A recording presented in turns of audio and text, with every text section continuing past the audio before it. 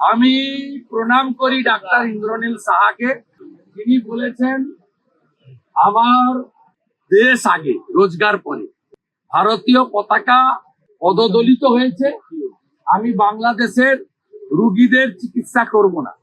আমি গোটা ভারতবর্ষের ডাক্তার সমাজ, ব্যবসায়ী, ভারতপ্রেমী নাগরিককে সম্পূর্ণভাবে বাংলাদেশিদের বয়কট করার জন্য অনুরোধ করব।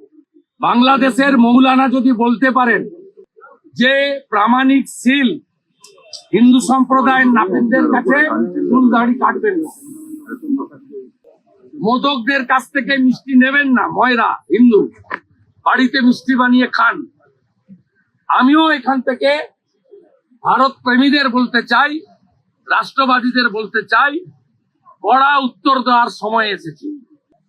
কড়া উত্তর দেওয়ার সময় এসেছে। এটা মুখে নয়, কার্যক্ষেত্রে এমন উত্তর দেন যাতে আজকের বাজারে 150 টাকা পেঁয়াজ, 120 টাকা আলু, এটা যেন পাকিস্তানের মতো 1000 টাকা লিটার পেট্রোল আর 400 টাকা কেজি আটা, 400 টাকা 1 কেজি আটার দাম 400 টাকা, পাকিস্তানের মতো অবস্থা।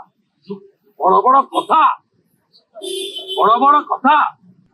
ফারাক্কার উপর দিয়ে বিদ্যুৎ না গেলে 80 ভাগ জায়গায় এক্ষুনি অন্ধকার, 80 ভাগ জায়গায় অন্ধকার হয়ে যাবে এক্ষুনি। যদি ঝাড়খণ্ড থেকে উৎপাদিত বিদ্যুৎ ফারাক্কার উপর দিয়ে গেছে, এক্ষুনি যদি ভারত থেকে বন্ধ হয়, এটা কোনো সেক্টেরিয়ান কথা নয়। আমরা ইউএনএ-কে সম্মান করি, আমার জাতীয় পতাকা আগে। এই জাতীয় পতাকার জন্য চট্টগ্রামের মাস্টারদা সূর্য সেনেরা আত্মবলিদান দিয়েছেন। 3000 ভারতীয় সেনা সহ 17,000 বিএসএফ সহ ভারতীয় লোকেরা, জওয়ানরা আত্মবলিদান দিয়েছেন। কোথায় ছিলেন এরা? 30,000 বাঙালি হিন্দু আত্মবলিদান দিয়েছেন। তারপরে 71-এর বিজয় এসেছে। 16ই ডিসেম্বর বিজয় দিবস কলকাতাতে মহাসমাবেশ করে এই বাংলাদেশের মাটিতে বসে রাজাকার এবং পাকিস্তানি চরদের সঠিক উত্তর দেওয়ার ব্যবস্থা এপার থেকে ভারতীয়রা করবে। বাংলাদেশে রাষ্ট্রদ্রোহ মামলার সুনির্দিষ্ট অভিযোগে হিন্দুত্ববাদী এক জঙ্গি নেতাকে গ্রেফতার করতেই শুভেন্দু অধিকারীর মতো ভারতের রাজনৈতিক নেতৃবৃন্দ থেকে শুরু করে মিডিয়া সহ পুরো রাষ্ট্রযন্ত্র এভাবেই সমালোচনায় মুখর হয়েছে। অথচ একই সময়ে সেদেশের উত্তরপ্রদেশে মসজিদকে ঘিরে তৈরি উত্তেজনায় 3 মুসলমান যুবককে পাখির মতো গুলি করে হত্যা করা হলেও এদের সবাইকে তখন নীরব দর্শকের ভূমিকায় অবতীর্ণ হতে দেখা গেছে।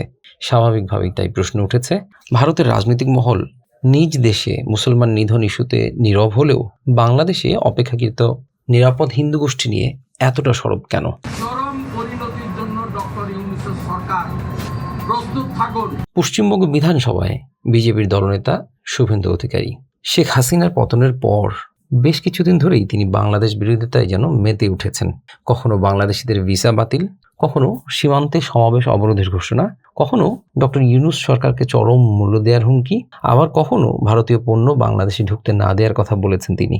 সবশেষ সংখ্যালঘু কার্ড খেলার অংশ হিসেবে তিনি জঙ্গিবাদী হিন্দু সংগঠন ইসকনের বহিষ্কৃত নেতা চিন্ময় কৃষ্ণ দাসের গ্রেফতারে সংক্ষুব্ধ হয়ে বাংলাদেশকে পাকিস্তানের মতো অবস্থা করে দেবার চরম বার্তা দিয়েছেন।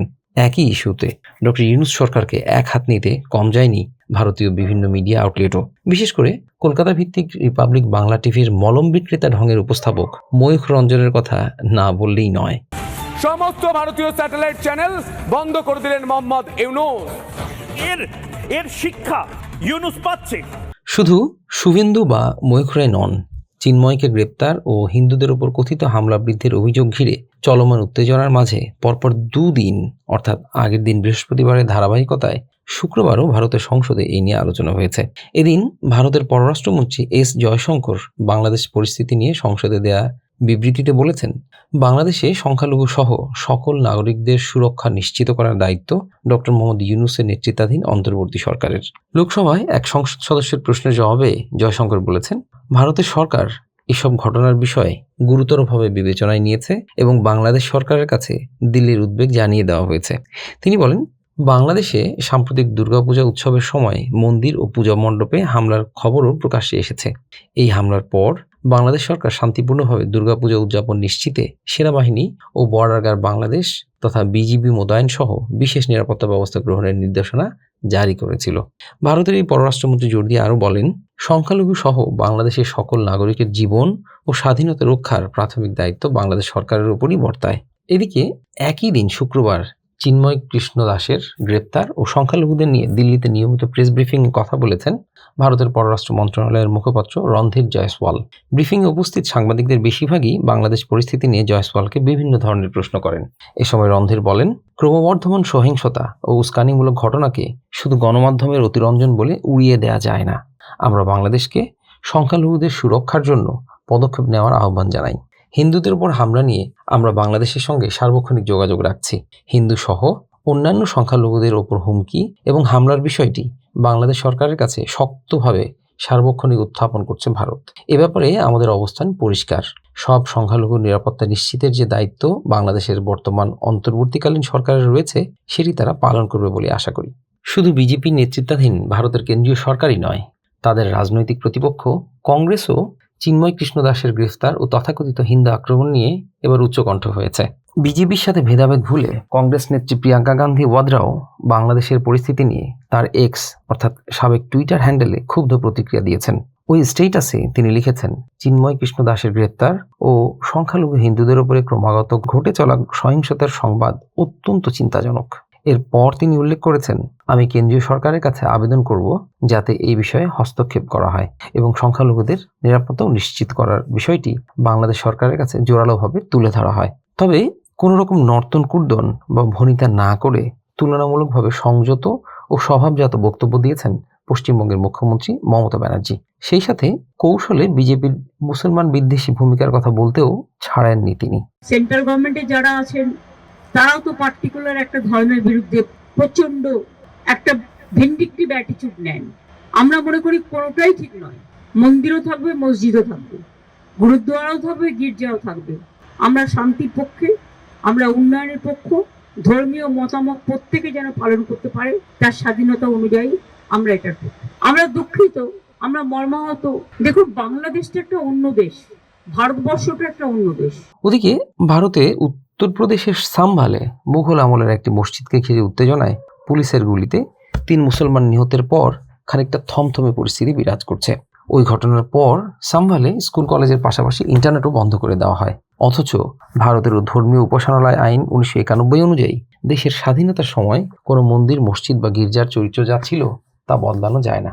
তারপরও সংখ্যালঘু মুসলমান ও তাদের ধর্মীয় প্রতিষ্ঠান মসজিদে হামলার মতো এমন স্পর্শকাতর বিষয় কিন্তু ভারতের উল্লিখিত রাজনীতিকদের কাউকেই টু শব্দটি পর্যন্ত করতে দেখা যায়নি।